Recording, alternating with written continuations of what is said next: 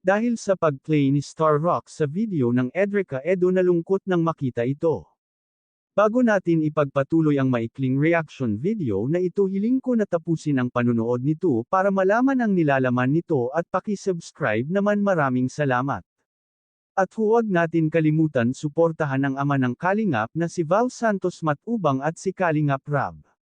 Biglang ang nalungkot itong si Edo nang e-play ni Star Rocks ang video na Edrica serye at ang kanilang theme song.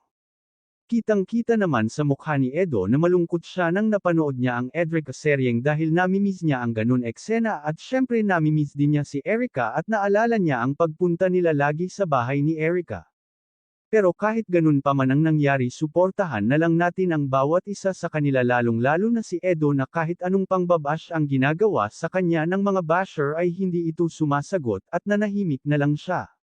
Kaya nga talagang inuulan si Edo ngayon ng maraming blessing dahil sa kanyang kabaitan.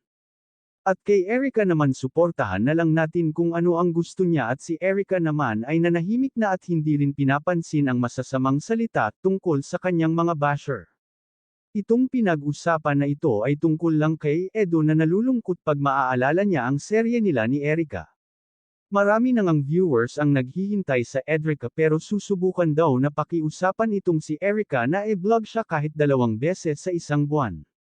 Pero para sa akin ay malabo na itong pumayag dahil ang gusto talaga niya ay tahimik ng buhay.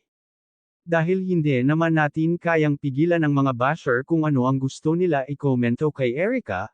Ganun lang talaga ang buhay pag sikat ka syempre may basher ka, pero malay naman natin kung subukan nilang kausapin at mapapayag nila itong si Erica edi matutuwa nito ang mga maka-Edrica fans, ika nga nila habang mainit pa ang issue at marami pa ang naghihintay at nag-aabang sa Edrica serye. Hanggang dito na lang ang update ko mga ka-viewers, maraming salamat at God bless sa inyong lahat.